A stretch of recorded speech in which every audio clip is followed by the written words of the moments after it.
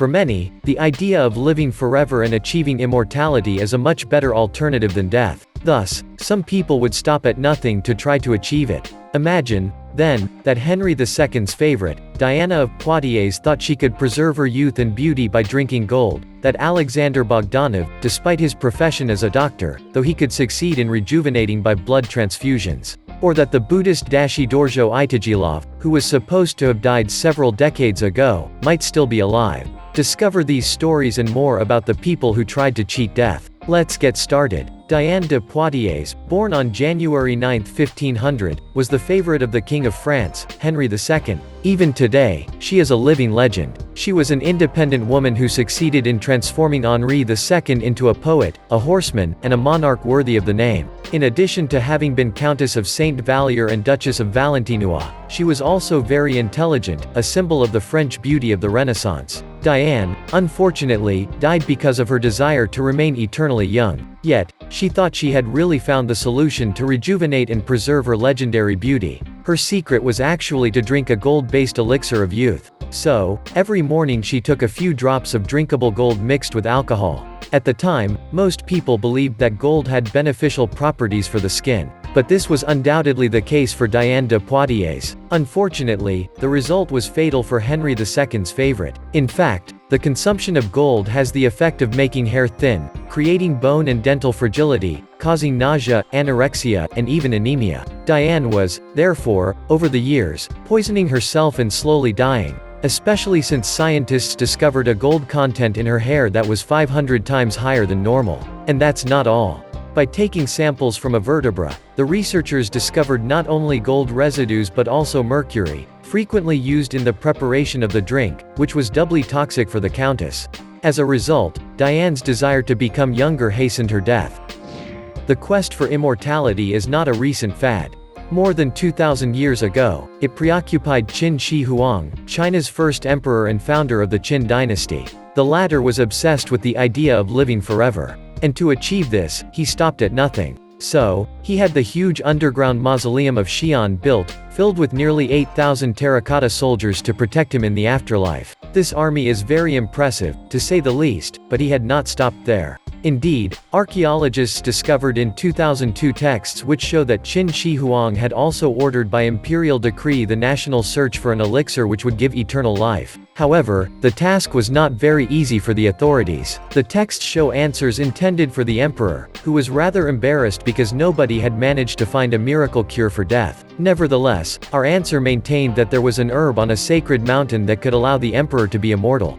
Of course, this was not at all the case in the end, since the emperor died in 210 BC, after 11 years of reign.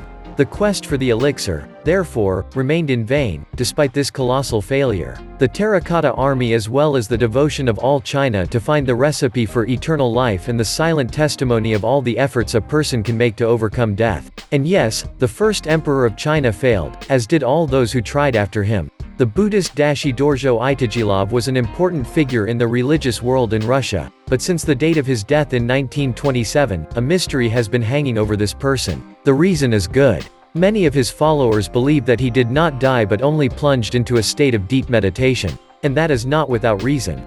Indeed, when he was 75 years old, he gathered his disciples together to tell them that it was time for him to be fair, but that he would return one day. After that, he took the position of lotus and began his meditation. The Lama's body is thus still today frozen in its last posture. On September 11, 2002, in the presence of laypeople, monks exhumed the body of their master. But the most surprising thing is the exceptional state of preservation of his body. It has even been certified by experts in forensic medicine. Moreover, the report of the first examination of the Lama's body, signed by 3 forensic experts, states that the body does not give off any external odor of putrefaction and that the flexibility of the joints is preserved. The body is in such good condition that the scientists took skin, nail, and hair samples and concluded that the state of preservation of the protein fractions corresponds to that of a living man.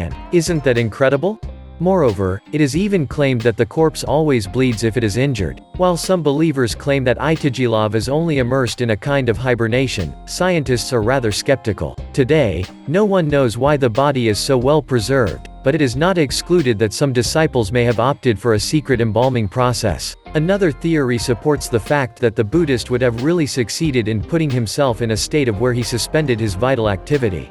Could he still be alive? This is of course impossible, but one thing is certain: Dorjo Itajilov is a truly surprising phenomenon. Leonard Jones is the strangest politician that America has ever known, nicknamed Live Forever. Leonard believed that anyone could attain immortality through prayer and young people. But how could such an idea be formed, you would say?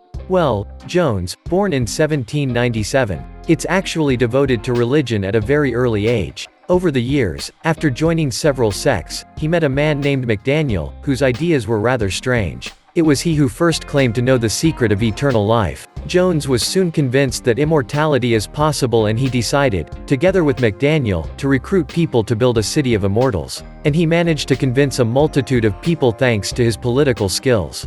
Unfortunately, something unexpected happened. McDaniel died. One can hardly imagine how embarrassed Leonard must have been to go to the funeral of his friend, who was supposed to be immortal. But this young man didn't stop there for all that. Far from being discouraged and still convinced that immortality existed in 1845, John even led his political campaign to become President of the United States. Unsurprisingly, his slogan was "Immortality for everyone." Yes, it's ridiculous, but he almost won the presidency since many people voted for him. However, a few years later, in 1968, John caught pneumonia and refused medical help, still thinking he was immortal. Jones, however, died a few days later. Alexander Bogdanov, born in 1873, was a Russian doctor, economist, writer, and politician. Despite all these professions, he developed a sudden interest in human rejuvenation, which he believed was possible through blood transfusion. However, at the time, blood and rhesus compatibility was not yet known. In addition, blood was not filtered. The blood was taken directly from the donor's arm and sent to the recipient's arm. Thus, after founding the Transfusion and Hematology Center, Alexander performed dozens of transfusions on himself. It's already a miracle that he didn't die during his experiments. But the strangest thing is that Alexander noticed an improvement in his eyesight and a reduction in baldness. Is it necessary to cry out for a miracle? Not quite. He was beginning to think that if he got enough of the young man's blood back, he would really be able to become immortal. Alexander will make a small mistake that will cost him his life. Yes, Alexander died at the age of 55 years old. How did he die? Well, he had received a blood transfusion from a student with malaria and tuberculosis. Like most of the characters in this video, Anatoly Brochkov is a somewhat whimsical Russian scientist. But unlike the others, his story is much more recent. In 2015, he set himself the goal of becoming immortal, and he found nothing better than injecting himself with 3.5 million-year-old bacteria to try to achieve his goal. Yes, a bacterium coming straight from prehistory. That's right. And beware, because this idea is much less crazy than one might think. In fact, Anatoly has a solid reputation as a biologist, and that's not surprising because this geocryological researcher is an expert on permafrost, a kind of frozen ground where bacteria have been trapped for millions of years. For example, while analyzing the permafrost, Anatoly came across a 350 million-year-old bacterium, Bacillus F. What's surprising is that the latter can keep itself alive. So, he began injecting it into mice. As a result, he noticed that the longevity of his guinea pigs was increasing. Faced with this observation, Brochkov decides to inject himself. While this first trial on a human scale could have had catastrophic consequences, it would seem that Dr. Brochkov is very satisfied with the result for the moment. Even more unbelievable, according to his experience, this researcher claims that he has not been ill since then and that he can work longer. Has he found the fountain of youth? Are we approaching eternal youth? Well, the future of Anatoly Brochkov will tell us. James Shaffer, born in 1896, was the founder of a religious cult that attracted thousands of people and made his fortune over the years. As a result, he was able to acquire a mansion that he named Peace Heaven, located on the corner of Island, in the United States. However, James was not like other people. His ideas were, even for his time, rather strange. He maintained that all illness was caused only by bad thoughts or that death could be deceived. So, in 1939, Peace Heaven welcomed a little girl named Jean Gant. She was actually adopted because her parents were too poor to care for her. This illegal adoption did not prevent James from raising the 3-month-old child. However, he adopted, for a very special reason, to give her eternal life. To achieve this, James had found a very simple solution to teach her metaphysics and force her to follow a strict vegetarian diet. Although it sounds totally ridiculous, James believed in it. He wanted little Jean to be the immortal leader of his cult in the future. Unfortunately for him, his dream didn't last long, as in 1940 his organization began to run out of money and James was forced to send Jean back to his parents while giving them the recipe for immortality. Of course, the parents refused this absurd proposal. In the end, James was charged with fraud and sentenced to 5 years in prison. Now it's your turn to comment. Which of these people wishing to cheat death is in your opinion the strangest? Tell us in the comments.